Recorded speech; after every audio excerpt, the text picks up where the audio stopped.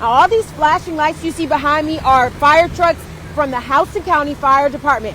They have been staged here I've been here for about 30 minutes, and trucks have been steadily rolling in as they get ready to receive the locations of where they're going to head out into this neighborhood to respond. This watch party is actually set up on a football field tonight as Governor Kemp put the ball back into the hands of voters to move him down the field and back on that ballot, and that's exactly what they did. I just want to let you at home know this store is open even though their overhead lights are off.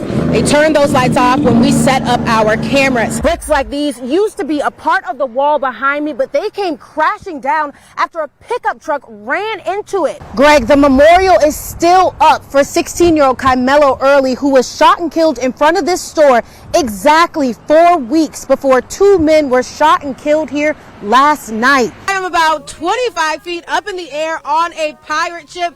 It's not the type of place you would typically find me, but I'm not by myself. I am joined by Anthony Murcia. He's the captain of this ship. Anthony, tell us, how long have you guys been set sailing out here to Cherry Blossom Festival? I just sat down with the Forsyth City Manager, Janice Hall, and she tells me that she and Police Chief Eddie Harris have mutually agreed that he will be retiring early. Now, I specifically asked Hall if this was due to any dispute or conflict between the two of them, and she says no. You're inside this building. They have live demos going on, but these ladies, they don't just have a live demo going on. It's interactive. They let you stitch your own, help me out, Miss Wheeler, what's it called again?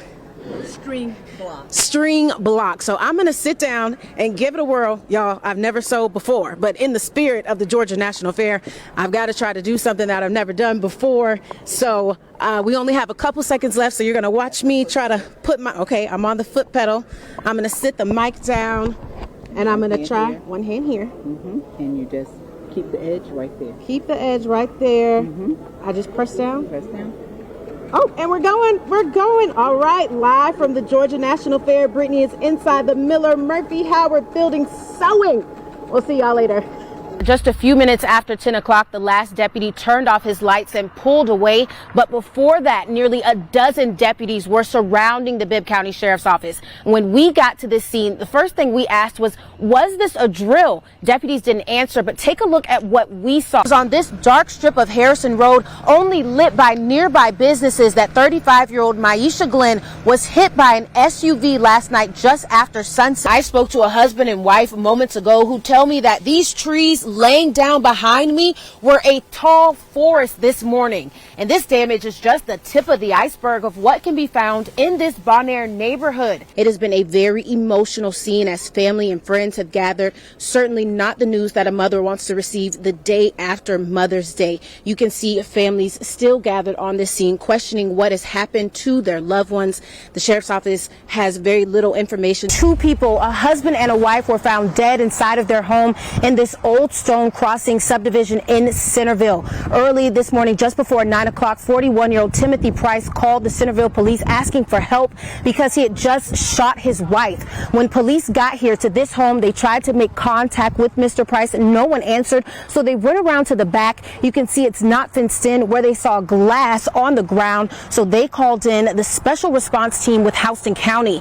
Hey Amanda, I sure can. You know, I love getting into the Christmas spirit. I have on my reindeer ears, and I saw Miss Barbara here with her Santa hat on. Not your average Santa hat. Santa diving into the chimney. I said, I've got to meet her. Okay, when you saw me about 30 minutes ago, I mentioned some of those sounds that you're used to hearing at the fair. You know, the clicking of the rides, the screams from the roller coasters, even the grills from the food booths. And I'm always looking out for the person making the turkey legs, right? But what about the smooth sounds of the strolling piano? I think that we can hear it in the not so distance.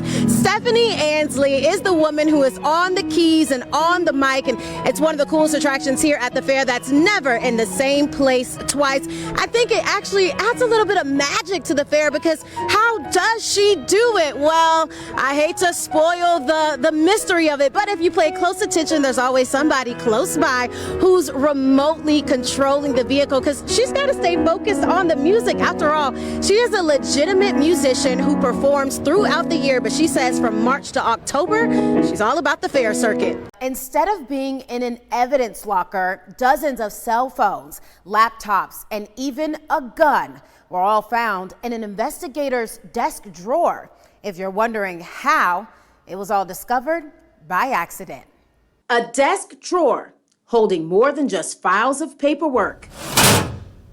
30 phones, a pistol, 2 laptops, even a hard drive. All pieces of evidence were stuffed in a drawer at the Bibb County Sheriff's Office with no record of what cases they're connected to. I cannot speculate, nor will I speculate, where these phones came from because I have no idea. According to a police report, in May 2022, investigators were searching an office at 111 3rd Street for keys after another investigator's car was totaled in a crash. But as they pulled drawers open, they found more than they were bargaining for. Evidence left sitting out and laying around. Not a normal practice for evidence in the Bibb County Sheriff's Office. Well, not typically, no. The office belonged to Sergeant Omar Sanders. At the time, Sanders was on administrative leave, not for mishandling evidence, but for mishandling an underage person of interest. An internal affairs report says Sergeant Sanders was facing termination for leaving a pregnant teen locked in an interrogation room for 21 hours in March of that same year. In June, he was let go. While the details of Sanders' missteps with the underage girl were shared with the media, the information about evidence found in his office wasn't. Sheriff David Davis says the public wasn't alerted because there's no clear information to share. We don't know if it belongs to your case or not.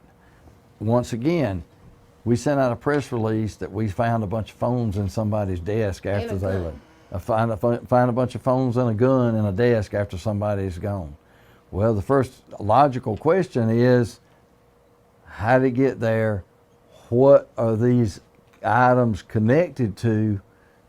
We don't know. We cannot provide that information until we get a clear picture of what cases and where these items came from. There's really no information we can give out. But a man who literally wrote the book on how law enforcement should communicate with the media says the discovery was something Sheriff Davis should have considered getting out in front of. That sounds like an officer misconduct. Chief Christopher Cook is the author of The Art of Strategic Communication. He has a long resume when it comes to sharing information from the police to the public, serving as the past president of the National Information Officers Association and the past president of the Major City Chiefs PIO Committee. It's better to acknowledge once, especially if you know this for sure, yeah, these are the facts and this is what's occurred. It's better to acknowledge and then also say what you're going to do about it. What protocols are you going to put in place to prevent this? Maybe even a statement that we're going to work with the district attorney's office to see if any of these items of evidence are tied to those cases. Because if I'm a defense attorney and I hear this news story, I'm probably going to find out, well, who's the officer or who the sergeant is, and I'm going to try to impeach their credibility, right? And that might impact prosecutions down the road. Though Sanders was gone, the May 2022 discovery wouldn't be the last time Sheriff Davis uncovered unaccounted evidence. In October 2023, more mismanaged evidence almost led to the release of 2 murder suspects in a case Sanders investigated. At the time, Sheriff Davis didn't comment on the error, but District Attorney Anita R. Howard did. It was a mismanagement. I think there could have been better communication. The DA went on to share that her office would be forming a task force to look at cases dating back to 2022, even though Sheriff Davis says he previously told DA Howard that Sergeant Sanders had a track record of poorly storing evidence, making that task force a year and a half too late. I reached out to District Attorney Howard asking whether she knew of evidence mismanaged by Sanders or any other investigator outside of the October event. Her office didn't respond. After learning of the more than 30 pieces of evidence found in the sergeant's office, I emailed Howard again, asking if she'd been made aware of the discovery back when it happened, even questioning if Sanders was being investigated because of it. Again, silence. In a third attempt, I emailed the DA's office to confirm whether that task force is up and running, again asking if her office is aware of the mishandled evidence found in May 2022. Her office responded. Cindy Adams, the chief of personnel, policy, and programming, wrote that a task force to make sure all evidence is accounted for in murder cases that were turned over to the DA before September 2022 was established in October 2023. She added that a different task force, the Intake Investigative Unit, was created in the summer of 2022 to ensure prosecutors can meet their burden of beyond a reasonable doubt in court. But again, the office didn't answer whether it was familiar with the more than 30 pieces of mishandled evidence found at the sheriff's office. For Davis, he believes the actions of one investigator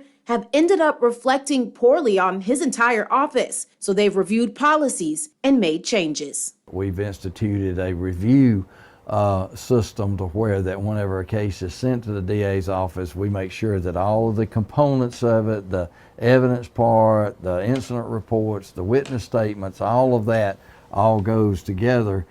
For WGXA Investigates, I'm Brittany Miller. They just grabbed the guy and they just beat him, the white guy, young guy, and just beat him, and he had to go to the hospital. From churches to restaurants, a 17-year-old, Ceola Whipple, spent 1965 trying to integrate Dublin alongside the NAACP. I wanted to make a difference, and that's what they wanted to do too. So I had been marching all summer long. Marching and leading the group in songs. Lift every voice and sing. That told the story of the civil rights Black Americans were fighting for. It was a time of change in America. And by the end of the summer, that change would make its way to Dublin City schools. They said, hey, you can integrate if you want to. Okay.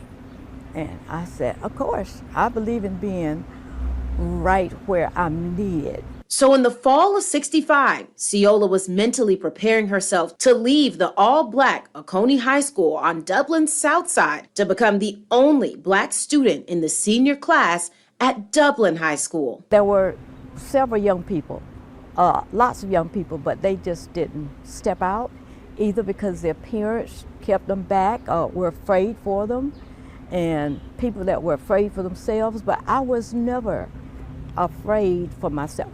Like some of the other parents, Ceola's mother didn't like the idea of her child being one of the first students to integrate an all-white school, so Ceola didn't tell her. I signed my mother's name on the papers. We had to fill out a form to move to transfer to Dublin High School. And I got the form to take home to Mom. I signed the form and turned it on into the principal, and they didn't know until a while later. According to Whipple, the rule was once you transferred out of Oconee High to integrate, you couldn't go back unless you sat out for a year. So on the second week of the new school year, Ceola Whipple and 6 other girls showed up for their first day of class at Dublin High School. The students had been schooled as to what they can do or say to us, and so they were told to just ignore those Black kids, just ignore them. And that's what a lot of them did. But when she wasn't being ignored, Ceola says the white students would pick on her, calling her names or pulling her hair. Their antics that almost 60 years later make her laugh. I turned around and slapped one in the face. I don't think my teacher didn't catch me, and they didn't tell. Ceola's choice to integrate had consequences outside of those pranks from her white peers, though. She says some people in the community also weren't a fan of her choice, throwing rotten fruit and dead animals in her family's yard. Her mom was even fired because of it. She said, I lost my job because of you. And it made her mad. It made her mad. But eventually, her mom would come around. She said, you know, I'm proud of you. And that made me feel so good that she accepted my decision and what I did. It took Ceola's mother until the end of the school year for her to say good job. It would take the city of Dublin about 6 decades to do the same. I was just wondering what took so long for people to recognize what we seven had done. In December 2023, Ceola Whipple, Gwendolyn D. Johnson, Sharon N. Tucker, Betty McCrae, Sonia Ricks, Doris Kellum, and Maddie M. McGirt were all celebrated at the Dublin Honors Ball, calling the group of women the Magnificent Seven. I don't know who came up with the idea, but I think it was wonderful. Though it seemed to her they were almost forgotten in history, their courage lives on every day in the halls and classrooms of Dublin City schools. Whipple says, looking back, she's proud of herself and the ladies who share her journey. I am thankful for those people who stepped out and took a chance and saw what should be done in society and did it. Reporting from Dublin, Brittany Miller, WGXA News.